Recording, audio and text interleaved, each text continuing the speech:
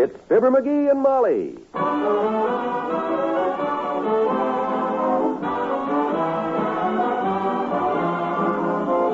Every weekday at this time, NBC brings you the Fibber Mcgee and Molly program, transcribed, written by Phil Leslie, and directed by Max Hutto.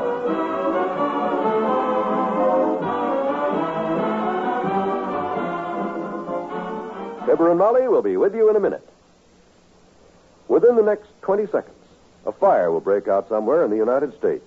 Lives may be lost, property damaged, homes or buildings destroyed.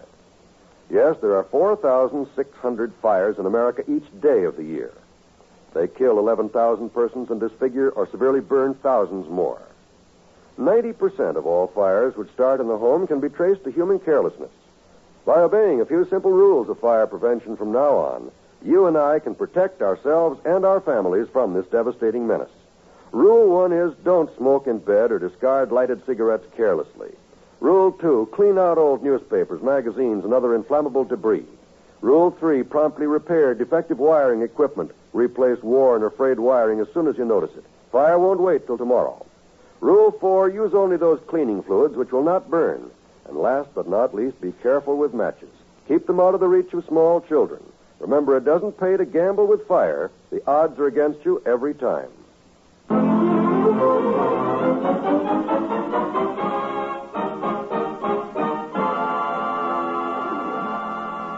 Mr. and Mrs. McGee are planning a trip to visit Mrs. McGee's wealthy aunt.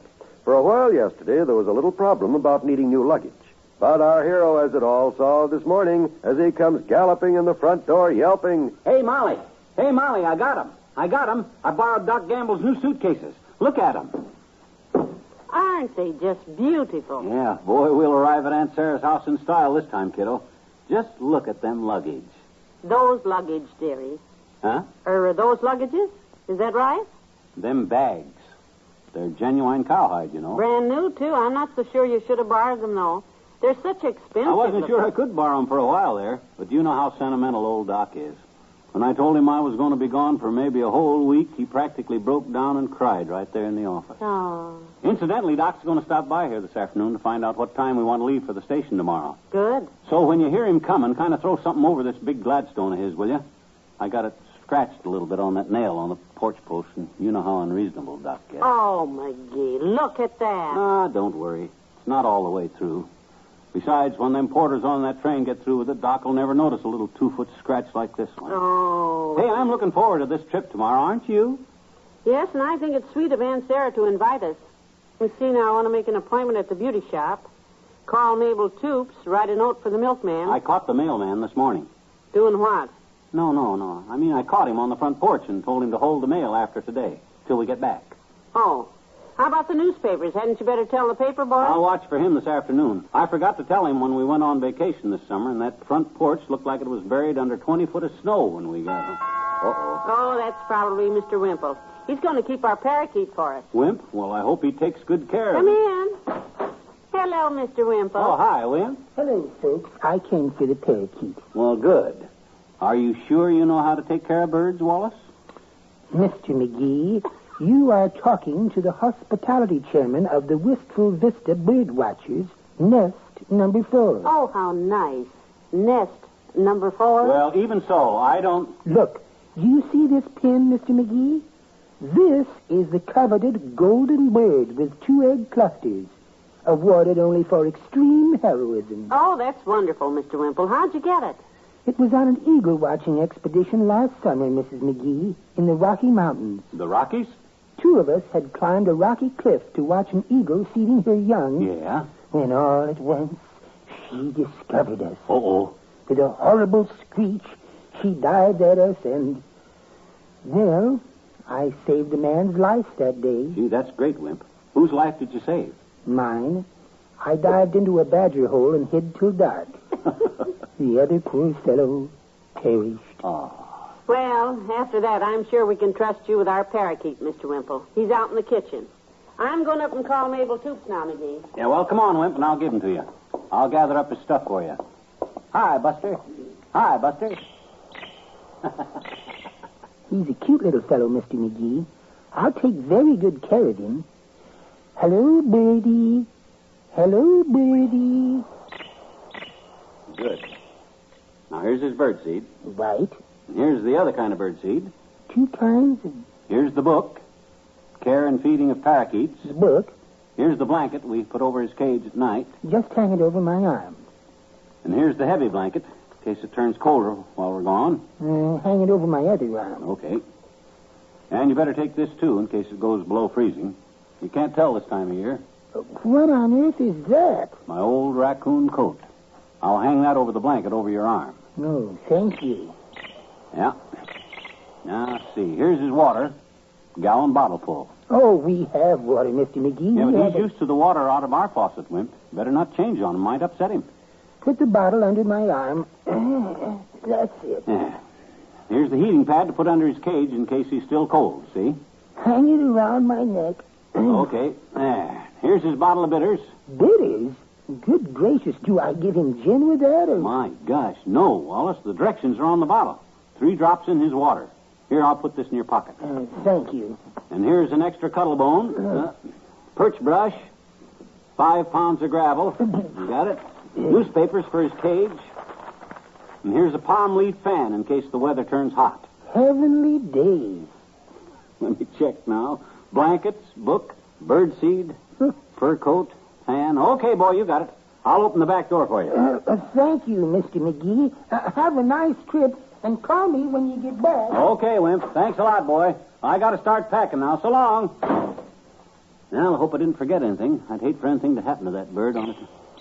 Oh, you said it, Buster. I don't want anything to happen to you. Oh, my gosh, I thought I forgot something. Hey, Wimp. Hey, hold it. Hey, you forgot the bird.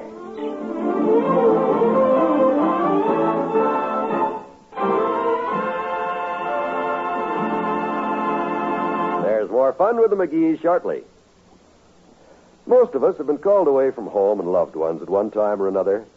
And we know from the experience that there's nothing quite as important during those days of separation as mail. A good old letter from home. Any man or woman in the armed forces will tell you the only call that takes precedence over mess is mail call. And when a letter is more important to a hungry GI than food, you know it means something. The truce in Korea doesn't mean we should stop writing letters to our men and women in service, whether in U.S. camps or overseas. Mail from home is just as important now as it ever was. Yes, in some respects, it's even more important. The action, the strain, the anxieties of war can keep a soldier's mind occupied. But when the letdown comes, the time to relax, that's when morale needs a shot in the arm. Your soldier knows the shooting is over. He's done his big job, and now he wants to get home. But unfortunately, there's still a lot to keep him for a while. So don't let him down. Help keep up his morale. Write that letter today.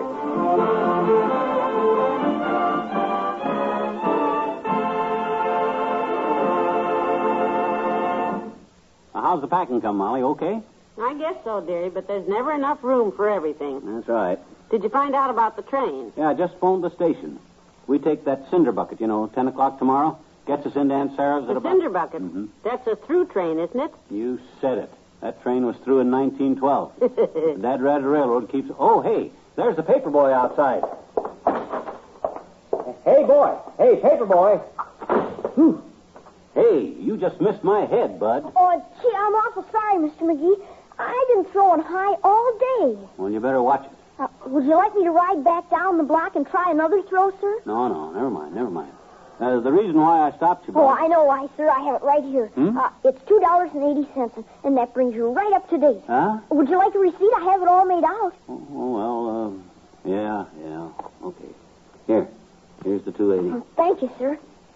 Hey, you aren't the same kid we've had all the time, are you? The one that always throws the paper in the maple tree. Oh, no, sir. I'm the boy that throws them under the porch. Oh, I see. just got this route last week, Mr. McGee. Mm-hmm. And like I say, I've been throwing them high today for some reason. Yeah, you told me. How did you know my name if you're new? Oh, I have all the records from Norman, the boy that used to have this route. Root. Route, yeah. I study the records, Mr. McGee. Uh-huh. I think it's important for a man starting in business to know all about his customers, don't you? Oh, yeah, that's a good idea. I mark them down in my mind, you see. Mm-hmm. When you stepped out on that porch, it flashed right through my mind. Quote, 79 Wistful Vista. That's F. McGee. Mm-hmm. Very unhappy, hates paper in tree, collect in advance, 2-bit tip at Christmas. Swirl puddle in driveway on rainy days. Unquote.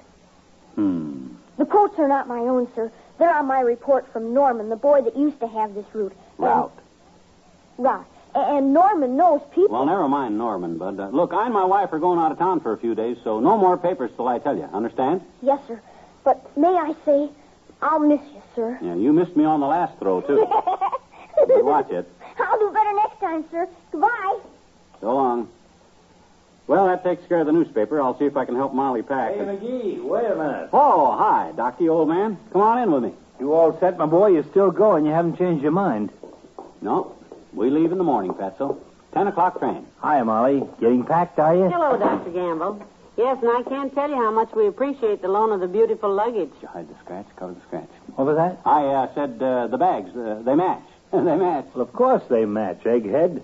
I haven't even used those bags yet, Molly. Oh, by the way, where are you going? Where? Didn't McGee tell you? Well, frankly, my dear, when he broke the news that he was going out of town for a week, I got so excited I forgot to ask him. Oh. Well, my Aunt Sarah bought a new house, Doctor, and she invited us to visit her. Yes, our own beloved Aunt Sarah, Doctor. Our very closest relative to whom my wife and I feel a great, deep devotion. Oh, stop it. This is the rich aunt. You said it, fat boy. She's rolling in dough like a baker's knuckles. If I had her dough... What would you do, Flaplip? Just exactly what would you do if you had, say, $10 million? Well, for one thing, I wouldn't send my nephew a cheap birthday present every year, I'll tell you that. You wouldn't, huh? No, sir. When my nephew's birthday rolled around, I'd sit down and I'd write him out a check for $1,000. $1,000? You betcha. And I'd look at that check and I'd say to myself, what did that bum ever do for me? And then I'd tear up the check and knit him a necktie or something. It'd serve him right, too. You know, when he's in one of those honest moods like this, Molly, I can almost stand him. Well, thank you, Doctor. Well, I'll pick you up at 9 tomorrow morning, kids. Yeah. Goodbye now. Bye. Well, I'll help you finish packing, kiddo. Because tomorrow's going to be a busy day for us. When we get on that train for Aunt Sarah's house.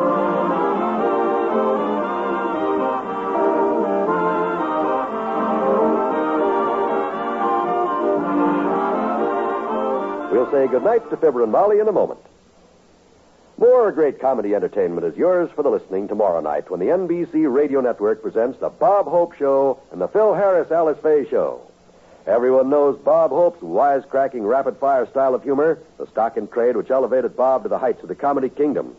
You'll enjoy his program tomorrow night with the music of Les Brown's Band of Renown, the song stylings of Margaret Whiting, and Bob's special guest stars. Later, on the Phil Harris Alice Faye Show, listen to another fast-paced comedy as Phil mixes with Elliot Lewis, Julius Abruzio, and Brother William to come out low man on the totem pole.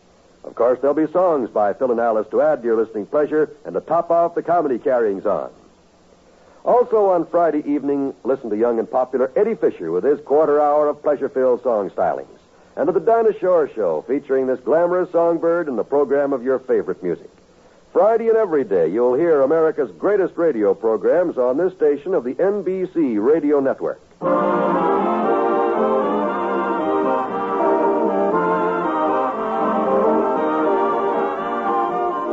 Ladies and gentlemen, this week is National Safety Week. We'd like to salute the members of the National Safety Council, now in convention in Chicago. You know, since 1913, the National Safety Council has dedicated itself to saving lives and cutting down on accidents of every kind throughout the nation. Carelessness causes accidents, and...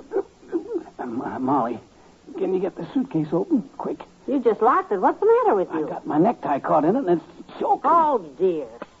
There. Good night. Good night, all.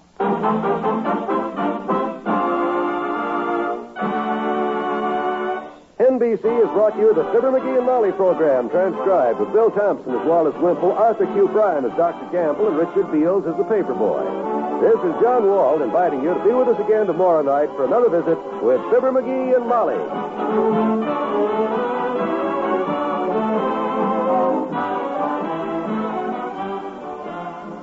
Now, laugh with Can You Top This on the NBC Radio Network.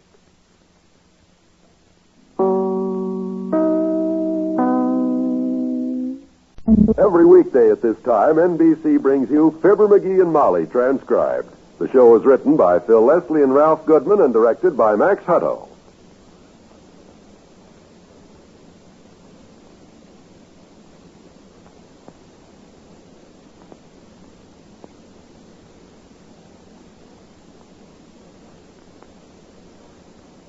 We'll join Fibber and Molly in just a moment.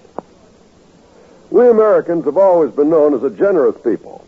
Perhaps it's because we realize our good fortune in being in a position to give that we're so ready to share with those less fortunate in all parts of the world. Right now, in 1,800 separate community campaigns, the Community Chest is asking for $280 million, which is the amount needed to expand and carry out its current program. The United Community Campaign is a once-a-year appeal which serves all year round. When you give to your local community chest, you have the satisfaction of knowing that you're donating to worthy causes of all kinds, both in this country and abroad. You're helping to care for underprivileged children as well as for the lonely aged. You're showing your concern for our servicemen as well as for the Korean homeless. By eliminating many separate appeals, which would be more costly in money, time, and effort, your gift to the community chest is able to do more for the many. Bear that in mind when you make your contribution to the United Community Campaign. Give the United Way and give generously.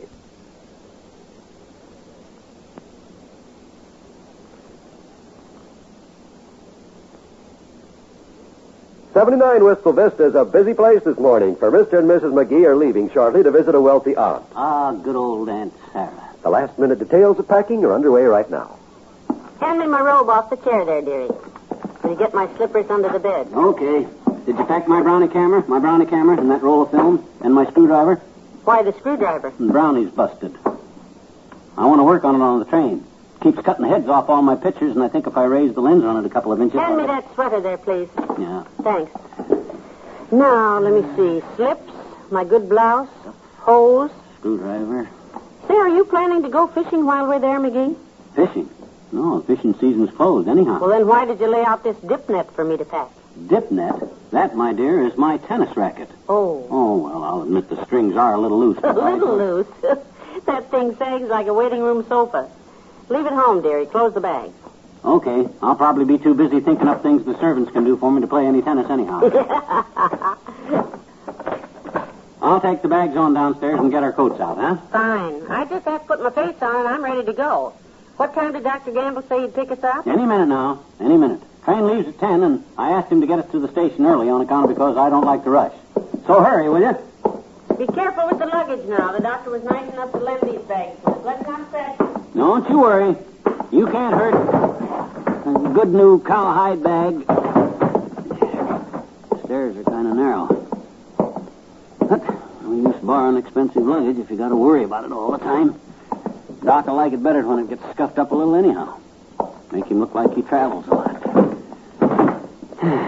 It's 8:45. He ought to be here soon. Hey, Molly, here he is. Here's Doc. Hurry up, kiddo. Tell him to wait a minute. I'm hurrying. Okay. Come in. Hi, mister. Oh, it's you, sis. Hey, Molly, never mind. It's Teeny. Okay. We're just getting ready to leave, Teeny. We're going out of town. Hello, Teeny. Mrs. McGee said hello, Teeny. Hi, Miss McGee. I hope you have a nice trip. Where you going, mister? Where you going? Mrs. McGee's Aunt Sarah invited us to come and visit her, sis. She lives... We'll just be gone a few days, Teeny. We're going to visit my Aunt Sarah. Yeah. She bought a new house, Teeny, you see, and so... Oh. What'd you say, mister? I says the reason we're going to visit her is on account of She because... bought a new house, Teeny. She wants us to see it. Yeah, to see it. I'll tell her, Molly. You get ready. Yeah, you tell me, Mr. McGee. You get ready, Miss McGee. Well, this aunt of Mrs. McGee's is very rich, Teeny. And she don't make a move without consulting me about it, you see. Oh, get you. She wants us to look over her new house. It's probably about 89 rooms, more or less. Good morning, McGee. Ready to go? Oh, hi, Doc. We're all set. Hey, Molly, Doc's here. Snap it up, will you? Hi, Dr. Gamble. Hello, Teeny. You stop in to see the travelers off? Sure I did, I betcha. What'd I do with our coats? Coats. Oh, I didn't get them out. I better lock the It back. always makes me so sad to see people going away on the train, Doctor. I always feel so sad. Well, they won't be gone long, Teeny. Just a few days. Oh, I don't care about that, Dr. Gamble. I'm always sad because I can't go. I love to ride on trains, I betcha. Do you like trains? Do you? Trains? Sure, everybody loves trains, Teeny. I had plans to I go... got our coats. You grab the suitcases, Doc, and put them in the car, will you? Me? Are you lame or just... Oh, come on. They're your bags, Fatso. I'd carry them out if you want me to, but you know what a fumblefoot I am. I've got them. Good. How I ever got so carried away that I loaned you my good luggage, I'll never know. Can I carry something, Mr. Carrigan? Sure. Grab the coats there, Teeny. Come on. Hey, can I ride to the station too, Doctor? Can I ride down and wave goodbye? Hey, Molly, you're holding up the works. The train leaves in an hour and... Oh, there you are. I'm all set, dearie. Yeah, good. We better get moving on account of it. I just told everything a second, McGee. Let's check again. We stopped the milk deliveries. Told the mailman and the paper boy. Yeah. Come on. The water faucets are shut off. The lights all turned out. Yeah, everything. Oh, my gosh, I clean forgot that bowling tournament. The what? Oh, I haven't got time to explain now. I got to put this bag in the car. Look, you grab the phone and call Mort Toops, will you? And tell him I won't be able to pick him up tomorrow, so he'd better go with Doc and Marvin. Doc and Marvin? Yeah, that is, unless Buford can get Bernie's car. Buford? Yeah, then he can take Marvin and Mort can ride with Doc. Dearie, would you mind giving me that again? Oh, never mind. I just remembered. What? The tournament was called off on account of Sidney. Sidney? Who's Sidney? The guy that runs the bowling alley, Sidney. He's closing up this week to put in some extra lanes. Well, thank goodness that's settled. Come on, let's go.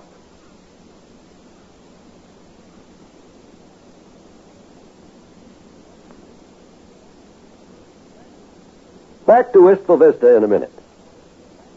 Picture the most extravagant vacation imaginable. Then picture yourself going on that vacation. Sounds like a daydream? Well, it isn't. It's completely possible. But it does take a bit of planning, such as the regular purchase of United States savings bonds. Now, the best way to do that is through the payroll savings plan.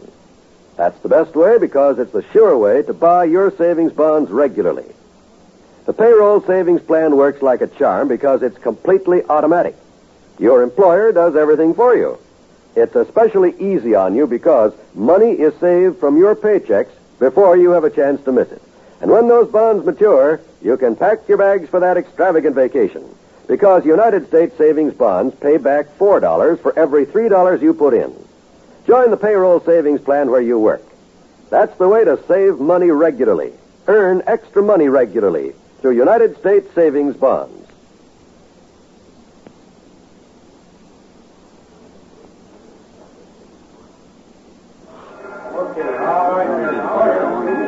Oh, I just love railroad stations, don't you, McGee? Yeah. Well, come on down to the information window. I want to check our train. People coming, people going. Yeah. People crying on each other's shoulders because the train is late and their relatives have to stay another day. Oh, it's exciting. Yeah. I wish Doc could have stuck around to see us off and waved goodbye to us. I like somebody to wave to when my train leaves. We'll wave at the red cap. Good. Oh, it was nice of the doctor to take the time to bring us down here. You know, he had to run teeny back home and get to work. Attention, please. Space is still available on train number 4, the Milkman, now loading on track 12. The Milkman is now loading. How did he ever get a name like that for a train, the Milkman? That's the local, kiddo. That train makes 5 stops before it gets out of the yard. And they claim it Correction, on... please. There is no more space available on train number 4, the Milkman. The Milkman is loaded. The Milkman is loaded. That reminds me, we haven't heard from Uncle Dennis lately. I wonder if Here's the information window, McGee. Ask the man. How do you do? May I assist? Yeah. You can assist, Bud. Just wanted to check our train. Number 9, the Cinder Bucket. Is it going to leave on time? Supposed to go at 10 o'clock. Just let me consult the chronological compilation here momentarily, sir, and I shall strive to answer your query. Huh? He wants to look. Oh. Now, let me see. Well, according to the accumulated statistical data at my disposal, sir, it seems indicated that number 9 will depart at the pre-appointed hour as designated in our carefully compiled compendium of arrivals and departures. How was that again? He said yes, dearie. It's on time. Oh. Well, thanks, Bud. Well, come on, Molly. Let's sit down over there by the gate and watch the people. We got time to kill. Good. Oh, it's wonderful to be down here with time to spare. I love to sit around a railroad station. Train number 3, the Superjet, is now leaving on track 7. Last call. The Superjet is now leaving for Seattle, Chicago, and Pensacola. Hey, wait! Don't lock those gates! Wait! And there she goes. Look at that poor man, McGee. They locked the gates right in his face. Yeah. Hey, he looks like a railroad man, too, don't he? Uniform and... Oh, darn it. That's the second time this week I've missed that train. Hey, you work for the railroad, Bud? Yeah. I'm the engineer on the Superjet. Oh. Doggone it, I've got to buy a watch. That sundial of mine. Boy, it sure will be a surprise to the passengers on that train when they find out nobody's driving it. Well, let's sit down here. Good. I hope we didn't forget anything now in the package. Ah, we didn't forget. I wonder if I should have brought my little electric iron along. Your iron? For what, cracking walnuts? Oh, I just thought I might want to press out a dress or something. You do your own pressing at Aunt Sarah's house? With all them servants running around there? No, sir. Well, I guess you're right. Bet you I'm right. You know, it will be kind of nice to be waited on for a change, and I might as well play it to the hilt. I won't lift a finger the whole time we're there. You said it, and I'll take it easy, too, for a change. Anytime you want a finger lifted, we'll call the upstairs maid. Hey, before we get settled here, I should have asked that guy what track our train leaves on. Well, let's go back and ask him. It's not up on the board there. Come on, we'll find out the track number and go sit in front of that gate so we'll have plenty of... hey, Bud. Yes, sir. Nothing new on the cinder bucket, huh? Still leaves at 10 o'clock? Yes, sir. What track does it leave on, sir? We'd like to give ourselves plenty of time. Oh, you have lots of time, madam. Well, the train leaves at 10 o'clock, don't it? I got 20 minutes. Correction, sir. You Huh? have 12 hours and 20 minutes. What? You mean... The cinder bucket leaves at 10 o'clock p.m., madam. Well, I like to be early, Bud. Let's go catch a movie, Molly. Maybe Gone with the Wind and the Road.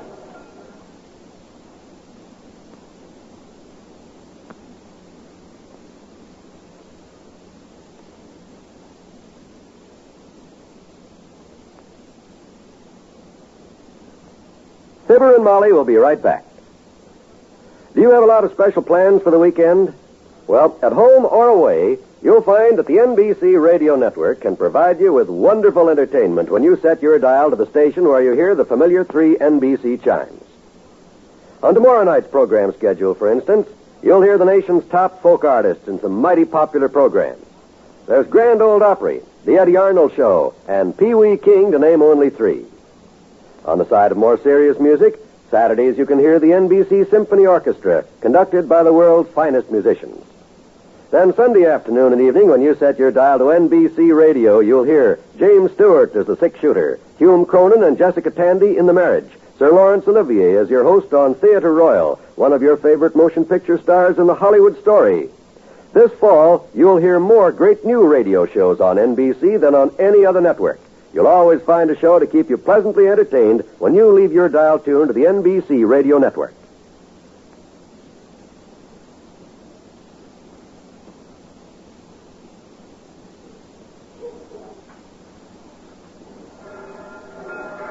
You know something, McGee? We have a problem taking that train tonight. What you mean? It leaves at 10 o'clock. We'll be here. Yeah, but what about the people? The people? You know, the people out there with their radio sets on? We want them to have that train ride with us. Well, sure we do, but we'll... Well, they won't hear us again till Monday.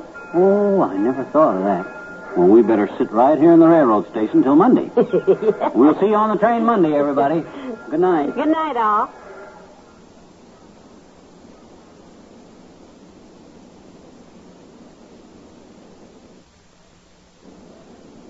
NBC has brought you the Fibber Mcgee and Molly program, transcribed with Arthur Q. Bryan as Dr. Gamble, Parley Bear as the information clerk, and Leroy Leonard as the engineer.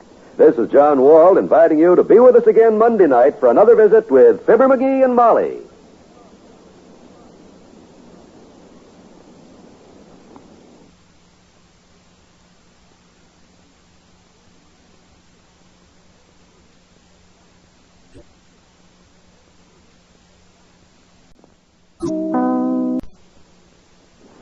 Every weekday at this time, NBC brings you Fibber Mcgee and Molly, transcribed. The show is written by Phil Leslie and Ralph Goodman and directed by Max Hutto.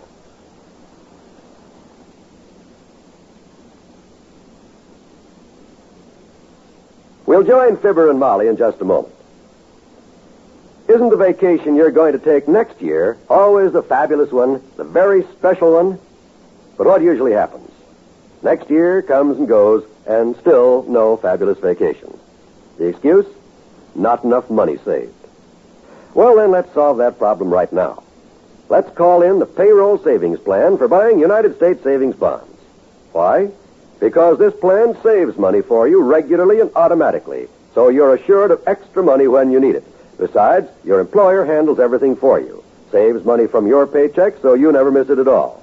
Then he buys your savings bonds, even hands them to you. And when your savings bonds mature in less than 10 years, you get back $4 for every $3 you put in. Don't give up your dream vacation. Invest regularly in United States savings bonds, and before you know it, you're on your way. Make the payroll savings plan your plan for a carefree future.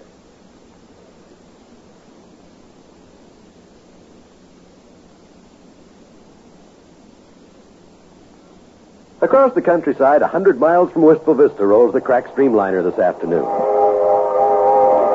The train carries its usual cargo of miscellaneous human freight. And down the line here in compartment C, car 112, is as miscellaneous a couple of humans as you'll find anywhere. They're on their way to visit their wealthy Aunt Sarah. And their names are Fibber Mcgee and Molly. Ah, this is the way to travel, all right. You said Isn't this a nice little room they gave us? it. Compartment, they call it. And gave us isn't quite the right word either, Tootsie. I could rent the governor's suite at the Ritz Vista Hotel for what they gave us this for. We'd never get to Aunt Sarah's house in it, though, would we? No. Say, would you hand me down the small bag off the rack there? I think I'll put on my bedroom slippers. I still can't get over old Fatso Len, and that's this snazzy luggage of his. He's a mighty good friend, McGee.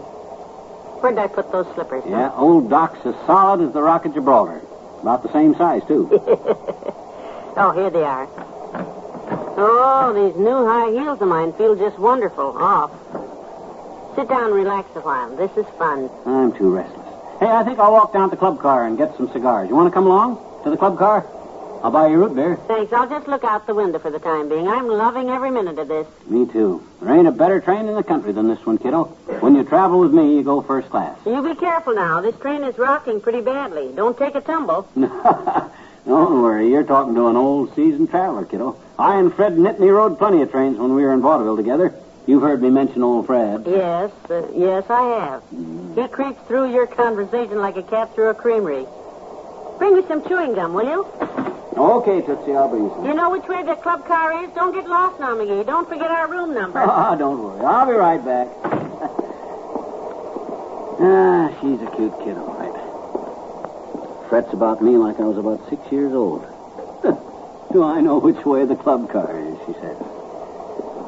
Doesn't realize that an old traveler like me can always find his way around by simply saying, "Oh, porter!" Yes, sir? Which way is the club car?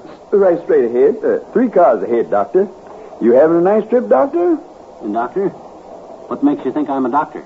Well, in my business, a man learns to be observant. Notice little things. Oh. You got very steady hands, sir, and a good clear eye. Steady hand. Yeah, and I know that MD on your baggage don't stand for mighty dumb. Oh, yeah. Yeah, I guess my hands are unusually steady. That's pretty smart of you, Porter. Well, thank you, Doctor. Now, let me open that door for you. Just a minute. You're pretty observant. Here, see if you can tell me what I got in my steady hand. My hand here. Well, now, from the look on your fist there, I'd say that's a $1 bill, Doctor. Wrong. It's a half a dollar. Take it anyhow. Buy yourself a yacht. Thank you, Doctor. Watch your step now. Kind of a rough road bed along here. Yeah, rough road bed.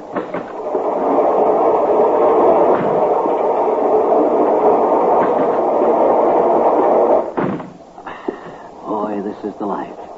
Costs money to travel like this, but what the heck? It's only money. I think I'll just buy myself a 30-cent cigar when I get to that club car. 2 of them, maybe.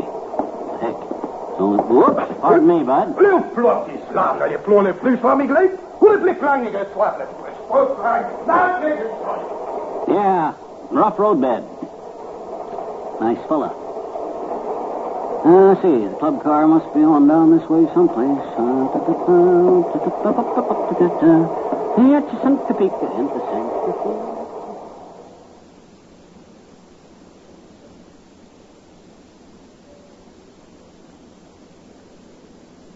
Back to Wistful Vista in a minute.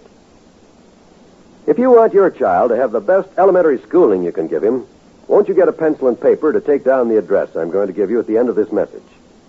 Unless we start preparing now, in a few years, our public schools will be as behind the times as the Little Red Schoolhouse.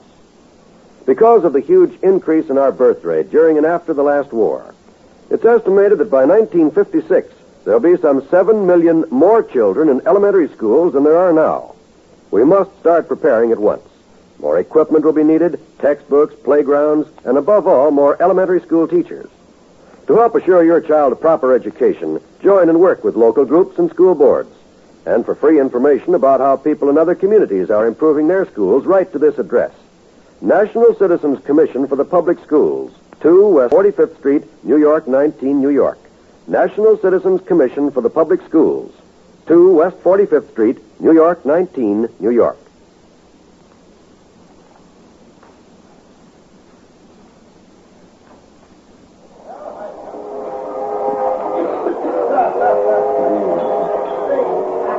Boy, this is kind of a noisy spot you got here, Bud. Club car's always a popular place, sir. Can I fix you something? No, thanks. I just want a couple of good cigars. Left my wife in our compartment back there. Compartment C. We're taking a trip. Little trip. What cigar would you like, sir? You got an alfalfa Corona there? 30 center? Don't believe I know the alfalfa, sir. How about these Glamorella Panatellas? 3 for $1. Most of the movie people smoke these. Oh, they do, huh? Well, give me 3. Only money, I always say. Here you are. Eddie, sir. You going all the way through with it, sir? Oh, no, my wife and I are getting off in the morning, Eddie. Wife's back in the compartment. Compartment C. Going to visit her rich aunt. Very wealthy. She's loaded. Old lady sort of leans on me for financial advice, of course. Oh, that's nice. Yeah. She don't make a move without insulting me financially. I mean, consulting me financially. Oh, I'm sorry, sir. Excuse me, the train lurched. That's okay, Bud. Better kind of steady yourself, sir. Pretty rough road bed along here. Are you in the investment business, sir? Here you are, George. Oh, well, you might say that. Yeah. Financial advisor, you might say. To a few people. I'm more or less retired, actually. You must do well, sir. Oh, yes. Yeah, 1 or 2 deals here is all I need, of course. I probably should have been a doctor. My friends think so. Steady hand, you know. Very steady hand. Yes, I can see that. Watch your cigar, sir. You almost put that in your eye. Rough roadbed. Say, that fella sitting down at the end there reading the paper. You know, the one with the glasses on? Uh-huh. He looks kind of familiar. Who is he? You know him? He's an author, sir. Books. Oh, book writer, huh? I understand he has a new book just out. It's called, Mr. Citizen. Yeah, that's it. Mr. Citizen? Don't think I've seen it. Fiction, is it? Really don't know, sir. I haven't read it. Oh. Well, I better get back to my wife. She's back in the compartment. Compartment C. I don't want her to get lonesome back there. Say, I got kind of turned around here, Eddie. Which way is compartment C? Which car, sir? Huh? There's a compartment C in several cars, sir. What's your car number?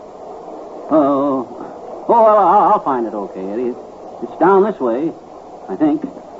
See you later, sir. Sure a lot of nice people on this train. I think I came from down this way, so I'll just backtrack and...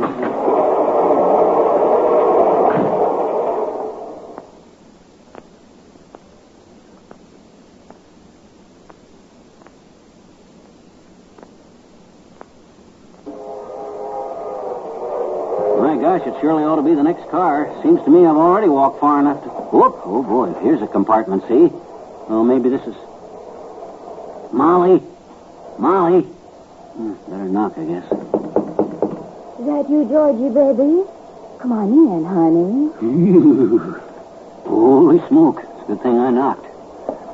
Now, maybe the next car is ours. I kind of lost track of how many cars there was when I fell down back there, but...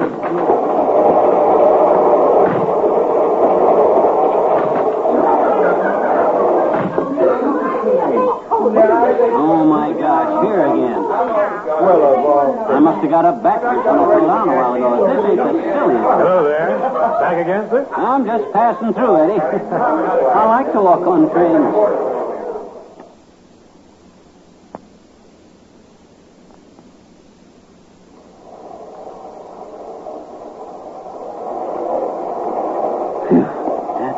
Dad-ratted luck. This next car ain't ours. I'm on the wrong train. And I couldn't have got on the wrong train because I didn't get off of this train yet. This is... Whoops. Oh, excuse me, Bud. You blobby figures flying in Bustan. Sticky pony, stupid. Yeah, rough roadbed. Boy, I must be getting warm.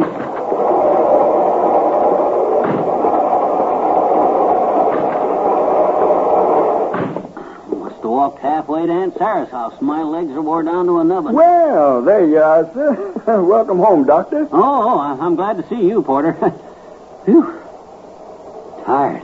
Your wife was sort of popping her head out the door looking for you, sir. And she thought maybe you got lost. She did, huh? Silly woman. Oh, I'm beat. Oh, well, there you are. I was beginning to worry, dearie. Worry? About me? You know you've been gone 2 hours. What happened? Get lost? Lost? Me? Guy that's rode as many trains as I have? Get lost? It's good to sit down. Well, I'm all dressed, and they've already sounded the first call for dinner. Let's get to the diner, huh? The diner? Porter says it's straight ahead, 9 cars, just beyond the club car. Be sure you got your wallet now, lover. Mama's starved to death. Ooh, Nelly.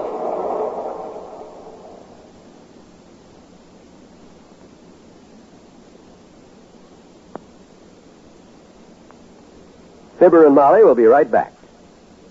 There's wonderful radio entertainment in store for you 7 days a week when you set your dial where you hear the familiar 3 NBC chimes. Tuesdays, for example, you'll hear dramatic entertainment on Dragnet, the true stories of your police force in action. Dragnet takes you step by step on the side of the law through an actual case from the files of the Los Angeles Police Department. From crime to punishment, Dragnet is true, exciting radio entertainment. Also on Tuesday evenings over most NBC stations, hear Frank Sinatra in the role of Rocky Fortune, a footloose adventurer whose odd jobs last only long enough to provide superb radio entertainment. You'll truly enjoy Frank Sinatra in his new dramatic role of Rocky Fortune. Hear him every week on the NBC Radio Network. And there's more mystery and adventure when you tune to the 3 chimes for Barry Craig, starring William Gargan as a two-fisted investigator who more often than not finds himself embroiled in a pulse-paced police case. There's stellar entertainment for every adventure fan, Tuesday evenings on the NBC Radio Network.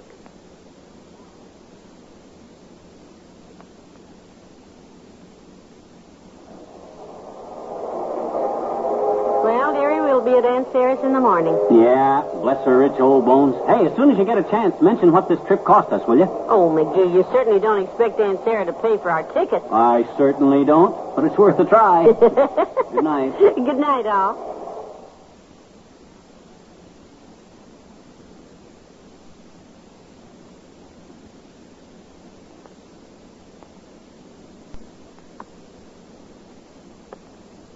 NBC has brought you the Fibber Mcgee and Molly program, transcribed, with Chester Hairston as the porter, Gilbert Fry as the club car attendant, and Jewel Rose as the girl.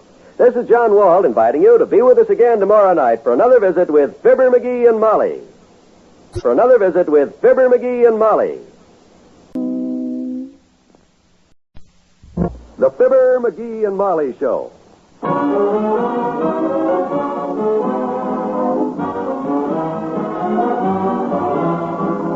NBC and Tums present Fibber, McGee, and Molly, transcribed. The show is written by Phil Leslie and Ralph Goodman and directed by Max Hutto.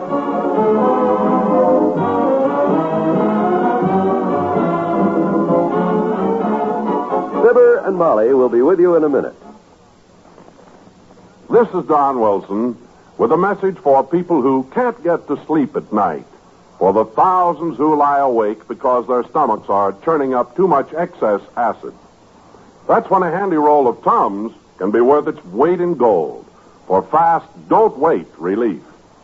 All you do is take 1 or 2 Tums whenever excess acid keeps you tossing and turning, or as a nightcap when going to bed. See if you don't fall asleep more quickly and feel lots fresher next day.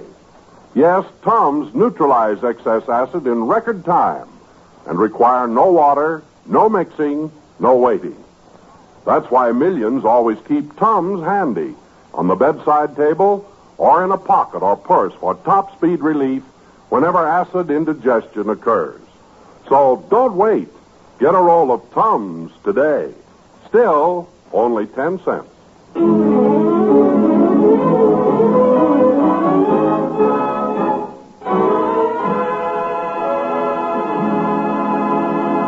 If you'd been invited to come visit your aunt, and if your aunt was hip-deep in Cadillacs and Rolls-Royces, and if you got off the train at the railroad station and nobody was there to meet you, you'd probably feel the way Mr. McGee does. Of all the ill-mannered, high-handed, unconsidered lack of hospitalities, this is the worst, by George. Now, McGee, maybe Aunt Sarah was just too busy to meet us. Busy my grandfather's clavicle. When somebody invites somebody to come to visit somebody, somebody ought to have the decency to meet him when somebody arrives. Looks like it's going to rain outside, and she probably just didn't want to get her limousine wet. Are you sure you told her what time we'd get here when you wired her we were coming? When I what? When you sent her the wire to tell her we were on our way. You did wire her, didn't you? Well, okay, we'll take a cab. Oh, for goodness sakes. Forgot, did you? Yeah, I'm sorry, Molly. Well, you should be sorry fussing about Aunt Sarah like that when you didn't even let her know. Yeah, I shouldn't fly off the handle like that. I shouldn't ever get sore at our dear Aunt Sarah anyhow. The sweet old soul.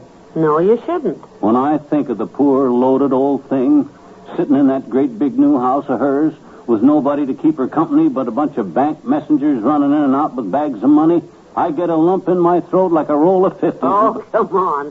Have you got her new address, the new house? Do you know where we're going? Yep, I got her invitation right here in my pocket, next to my heart. See there? 109 Westlake Road. Good. Grab the big bag. I've got the little one.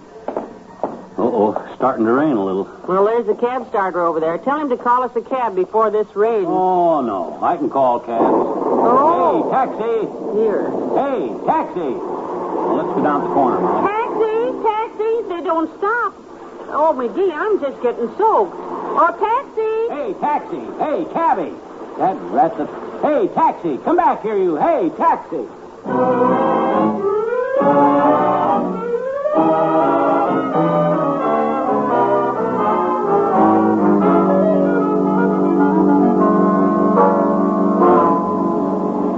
It was nice of you to pick us up, sir. Well, sir, the lady here, she looked kind of droopy. Standing there in the rain, holding them bags and dripping.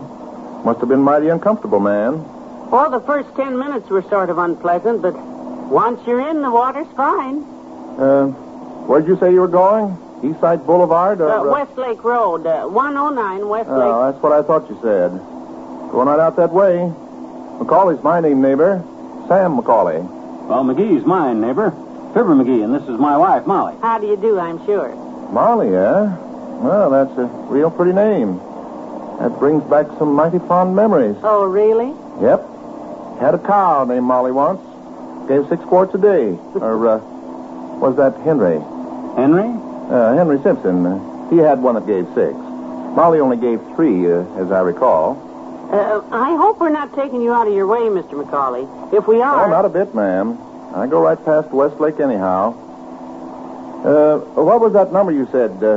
I've been kind of forgetful lately, and I... 109. I got it right here. 109 Westlake Road. That's what I thought you said. Westlake Road. Yeah, Westlake. That's the next street past Park Avenue, I believe. You'll have to watch for it, Mr. McPhee. My name's McGee. That's what I said. Oh, did you? I thought you said... Well, I may forget a face, Mr. McCrae, but I never forget a name. Yep. The more I think about it, the more I'm sure it was Molly. Huh? The cow that gave 6 quarts. That was Molly, neighbor. Well, I'm glad that's settled, neighbor. Because, look, that street sign we just passed said Park Avenue. If Westlake Road is the next... Oh, will you look, McGee? Look at the beautiful home. Ought to be along here someplace. Wow. Look at that mansion, kiddo. Looks like the Pentagon building with a front porch. Look at the big circle driveway to it. They could run the harness races in there. Boy, if that's Aunt Sarah's house, they probably do. At a buck a head admission. Because anything to make a buck is what Let's get a look at the number on that mailbox. I thought her old house was big, but this place is... Yep. This is it, neighbor. Oh, my. Boy, oh, boy, what a joint. She must have 1 million servants to her. Let me take them bags out for you, folks. Oh, don't you bother, Mr. McCauley. You'll get all wet. Don't tell him what to do, Molly. If he wants to get the bags out... You folks sit right where you are. I'm dressed for this weather. I'll just get them out of the back here. Ooh, look at that house.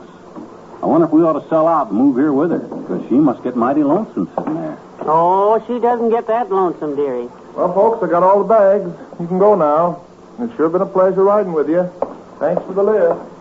Huh? McGee, he's going up to Aunt Sarah's house with our bags. Hey, neighbor. Hey, come back here. Hey, this is your car. Those are our bags. Come on, Molly. Hey!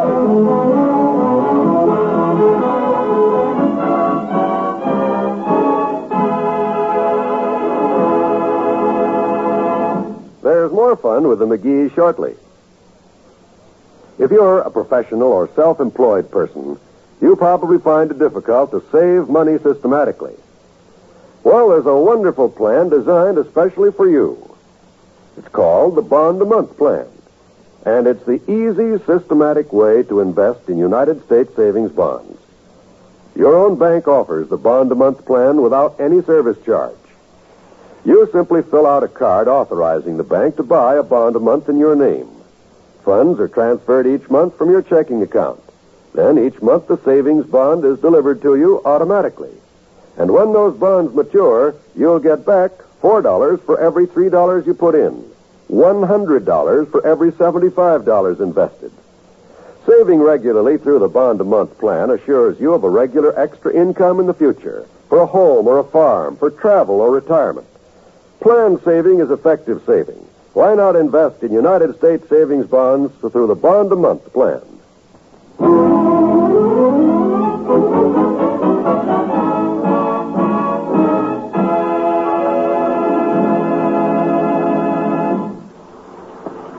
Ring the bell again. Aunt Sarah's probably so busy counting the silver she can't hear it. I'll be glad to get in the house and into some dry clothes. I must look a mess. No, you look fine, baby. You're wetter than the underside of a tuna boat, but you look as good as anybody could look who stood out in the rain like we did. Well, thank you. That makes me feel just dandy. Oh, here's somebody coming. Oh, it's about time. Probably been running around the house looking for a red carpet to roll out because we ought to get a big welcome after all the trouble. Yes. Where you been, Bud? We've been standing here holding these bags. Just a moment. The service entrance is down the driveway at the rear of the house. But we... Good day. Oh, brother. That tore it. That ripped the whole dad-ratted thing right down the middle. You got an axe handy? Because I'll chop that dad-ratted door down. No, McGee. Don't. You take it easy. We do look pretty bedraggled. I don't care how we look. Are we guests here or are we not? Open that door. McGee, now, please, let's not get started on the wrong foot, because... The only wrong foot I could have is the one I don't kick that butler with, because... Open up! Open that door! No, really. Hush, McGee. Let me tell him.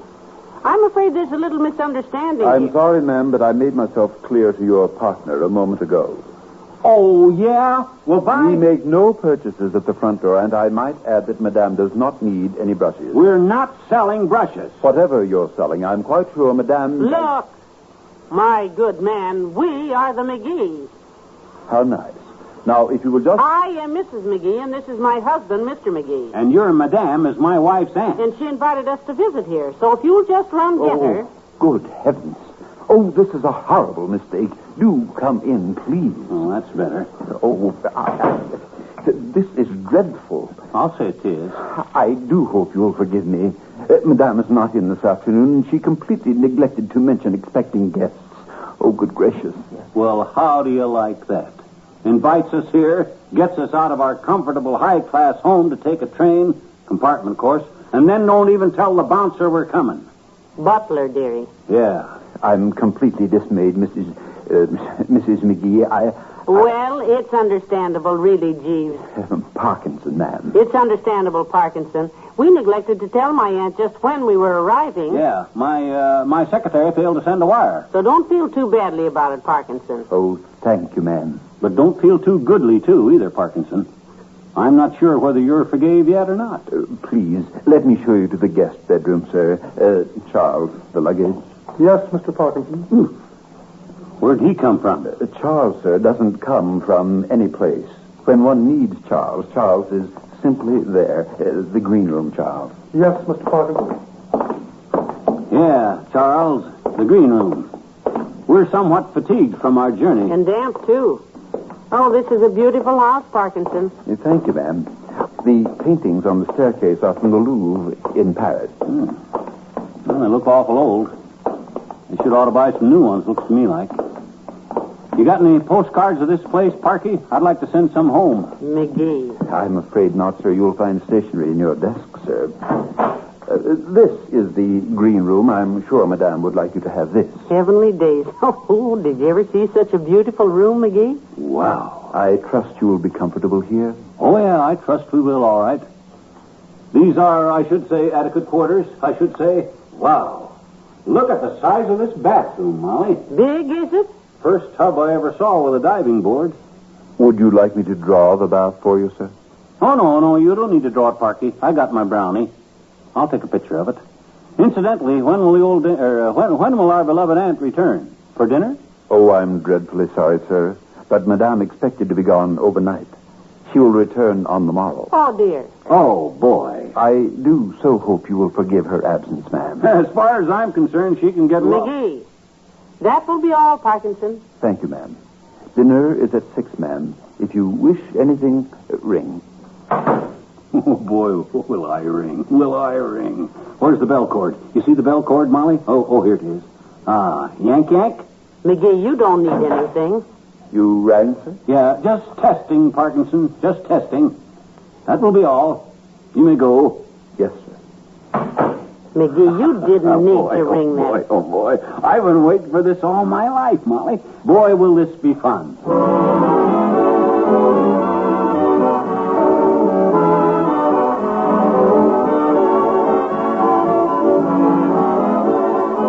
We'll say goodnight to Fibber and Molly in a moment. Locked inside your radio is a veritable goldmine of entertaining radio listening. And you'll find the key that unlocks this great programming is your radio dial when you set it to the station where you hear the familiar 3 NBC chimes. 7 days a week, the chimes ring out to invite you to be enjoyably entertained by the programs of the NBC radio network. Tomorrow night, for example, you'll find a host of comedy shows on the NBC program lineup. There's the great Gildersleeve and his laugh-packed adventures as Summerfield's water commissioner. Groucho Marx pleases with his wisecracking comments on You Bet Your Life.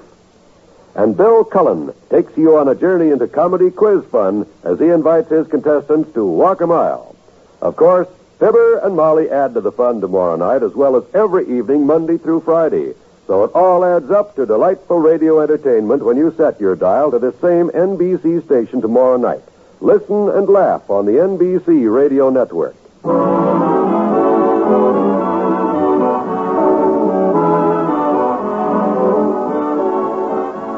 Is this bed comfortable? Boy, this is living. Wonderful. Yank that bell cord again, will you, kiddo? Oh, McGee, that bell cord is getting frayed. What do you want now? My foot's out of the covers. I want the butler to have the upstairs maid send the valet in to cover my foot. Go to sleep. Good night. Good night, all.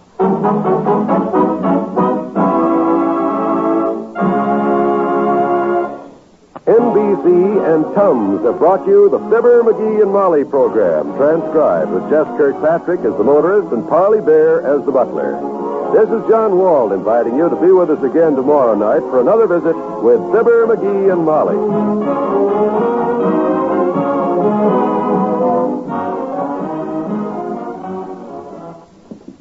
Tonight, laugh with Can You Top This on the NBC Radio Network.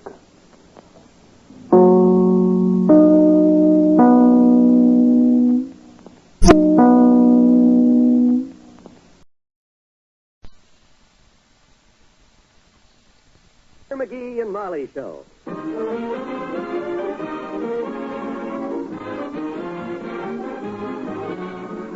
Every weekday at this time, NBC brings you Fibber, McGee, and Molly, transcribed. The show is written by Phil Leslie and Ralph Goodman and directed by Max Hutto.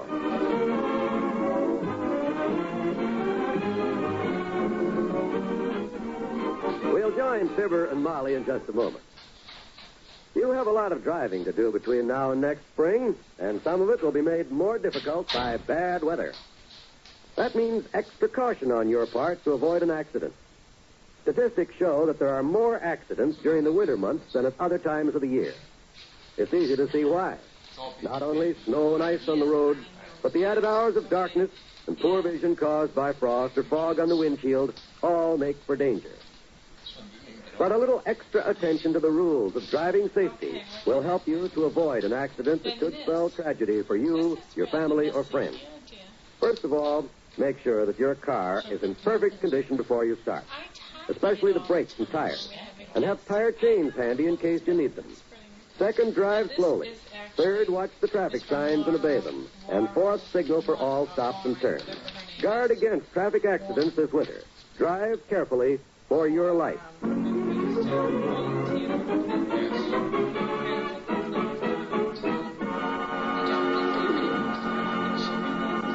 Mr. and Mrs. McGee are visiting at the fabulous home of Mrs. McGee's wealthy Aunt Sarah.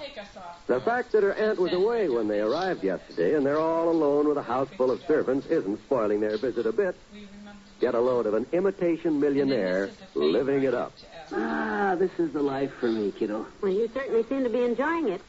Now get up because it's 11 o'clock and Aunt Sarah's expected today, so... Okay. Call the valet and have him turn these blankets back so I can get up. No use exerting myself. Okay, I'll get up. Put down that ice water. I'll get up. Good. My goodness. Do you ever get spoiled in a hurry? Yeah, I think I could learn to like this life, Molly. Ooh, that floor is cold. Well, put your slippers on. Me? Put my own slippers on myself? Please, my dear. We must not be peasants. Oh, my. Where's that valet? Hey, Marston. Heavenly days. There'll be some changes when you get home because... You rang, sir? No, I hollered, Marston. Put my slippers on, my good man. Very well, sir. I wonder if the butler's heard from Aunt Sarah yet. He said she'd be home today, but he didn't know what time. Well, I shall be very glad to see her, my dear. I have some suggestions for revising her financial structure that... Yes, Marston? I put your slippers on, sir. Is that what you wanted, sir? Except for one thing, yes. Take them off now and put them on me. Oh, I'm sorry, sir. Dreadfully sorry. There you are, sir. Well, that's better, Marston. Now go turn on the tub for me and then press me a pair of shoelaces. Oh. Brown ones. Very good. Oh, are you taking this big? Now, look, dearie, when Aunt Sarah gets home, slow down on this ordering the servants around, will you? Don't worry. I'll be the soul of diplomacy this trip, kiddo. I'll be as mealy-mouthed as a crow in a cornfield. Good for you. I want to find out what she's got in mind anyhow. Ah, when I think of the possibilities, when I think of what I could do with my brains and Aunt Sarah's millions, it just gives me goose pimples, Molly. Yes, makes me shudder, too. Just picture me with $10 million operating in the stock market. There I am in the middle of Wall Street. Get out of that seat, boy. You'll get hit by a truck. The Wolf of Wall Street, they call me. I deal in millions. I buy, I sell, I buy again. I look at the ticker tape. It's a bull market. And well named. I see a chance to corner the market. With $1 million in my hand, I plunge right in. Your bath is ready, sir. Go ahead, Wolf. Plunge right in. I'll meet you downstairs in the drawing room.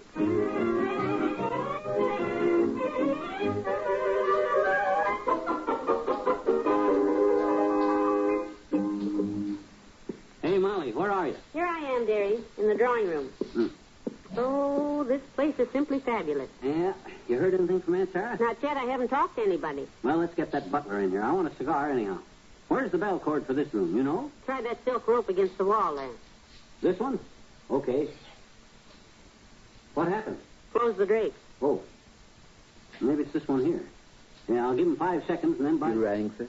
Oh, hello, Parkinson. Good morning, ma'am. Yeah, I rang, Parky. A cigar, please. Yes, sir. Here you are, sir. Coronas, huh? Buck apiece, Molly. Oh? You may remove the band, Parkinson. Thank you, sir. You may place it between my teeth. Would you like me to bite the end off it for you, sir? Oh, no. I'm not helpless, Parky. You'd have a hard time proving that. There you are, sir. Ah, get a load of that aroma, Molly. I haven't tasted one of these since I put on the wrong overcoat at the Elks Club.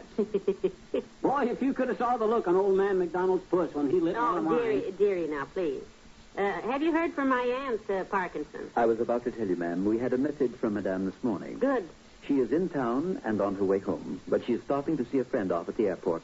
She expects to be here at 2 o'clock. End of message. Oh. Did you talk to her? Does she know we have arrived? I regret to say she does not, ma'am. The above-quoted message came from her banker, who received it from her attorney and delivered it by telephone. Well, we'll have a little surprise for her, won't we, Parky? I dare say, sir. Will that be all, sir? Yeah. Incidentally, tell the cook not to bother with anything elaborate for lunch, Parkinson. Thank you, sir. Just a simple breast of pheasant under glass. Stained glass, of course. Broccoli with holiday sauce and a couple of baked Alaskas. Oh, my. And Parkinson, tell the cook to bake those Alaskas well. The one she sent up for my midnight snack last night was cold in the middle. But, McGee, a baked Alaska has ice. Please, my dear. That will be all, Parkinson. Very well, sir. When the cook hears this. Come, my dear. Leave a stroll through the garden.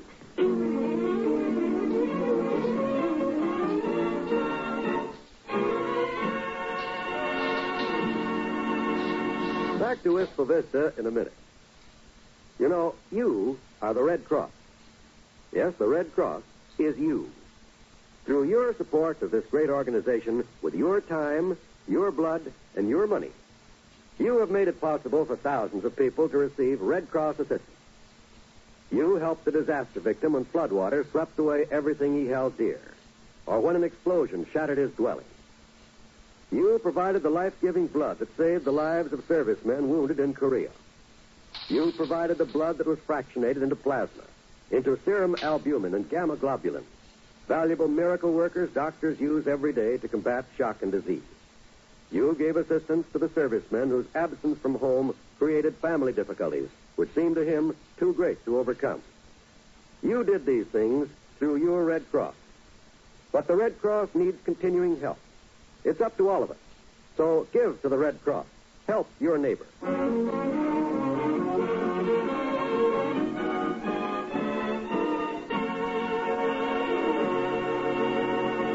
But, Cookie, you can't desert the kitchen now. Breast of pheasant under stained glass he wants, doesn't he? A baked Alaska done in the middle. 18 years I've cooked for the missus. Her and her cockeyed relatives. Please, Mrs. O'Brien, let us not so far forget ourselves as to refer to Madame's relatives, however trying they may be, as her cock-eyed relatives. I'll refer to her cockeyed relatives any way I like, Mr. Parkinson. I have never seen one like this one. This... McGee, his name is. It is his wife who is related to Madame. Well, it's a fine name to belong to such a knucklehead. 11 o'clock last night, the buzzer rang. A little snack he wanted. I sent up a ham sandwich. 12 o'clock, the buzzer wakes me up again. Too much mayonnaise on the sandwich, he says. 1 o'clock, he wants a glass of milk. Warm milk. I fully sympathize with you, Margaret. Their unexpected arrival quite upset me yesterday. Later, I apologized to the gentleman for having lost my savoir-faire. He suggested that I had probably dropped it on the stairs. And do you know, I found myself searching for it on the way down. It's frightening. Well, he doesn't frighten me. And I don't care whose relatives they are. I'll bake no baked Alaska.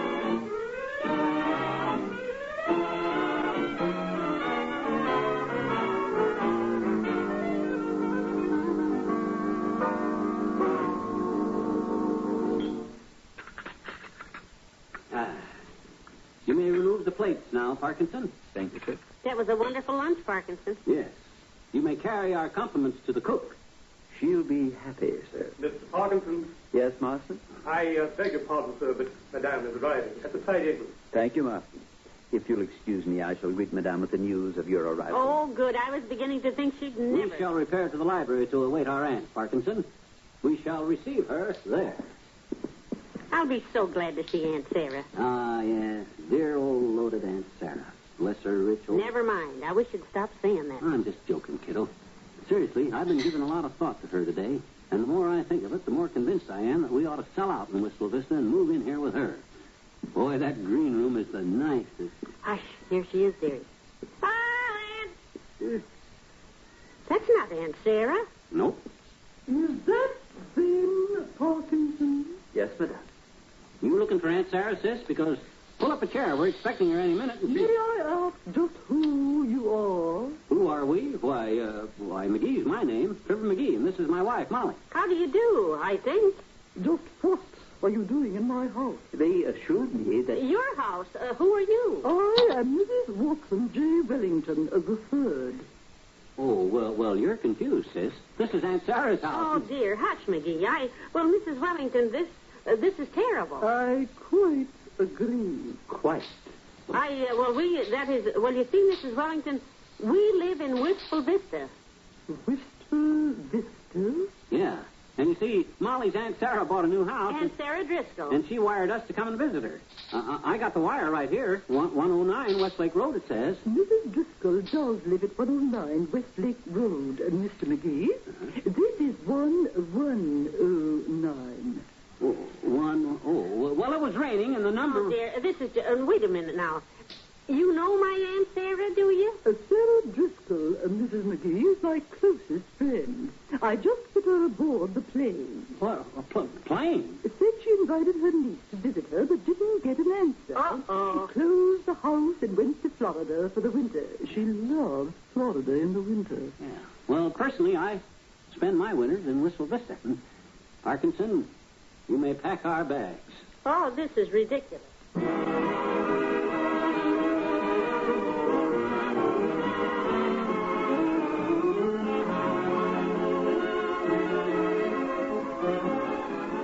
Fibber and Molly will be right back. Crisp autumn nights are here. Drifting smoke from burning leaves fills the air with a special fall aroma. And the time of the pumpkin and goblins is upon us. And inside the house, it's time to gather around your radio for the wonderful entertainment that's yours for the listening on the NBC Radio Network. Tomorrow night, you'll hear another exciting story of the Old West on the Roy Rogers Show, featuring the King of the Cowboys, Roy Rogers, with Pat Brady, and the Queen of the West, Dale Evans.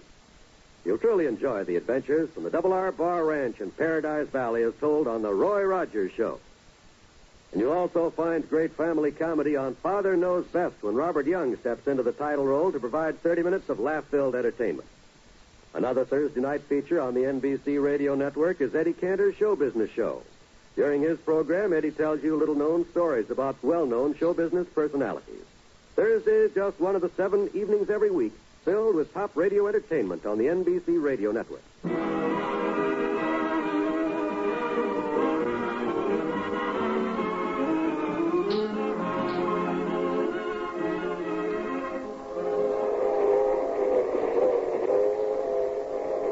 It'll be kind of good to get home, won't it, dearie? Yeah, sure will. Hey, I wonder if that Mrs. Wellington knows she's got a pickpocket working at her house. A pickpocket? What do you mean? You know them dollar cigars in that silver box? Yes. Well, just before we left, somebody took 3 dozen of those out of my overcoat and put them back in the box. Oh. Good night. Good night, all.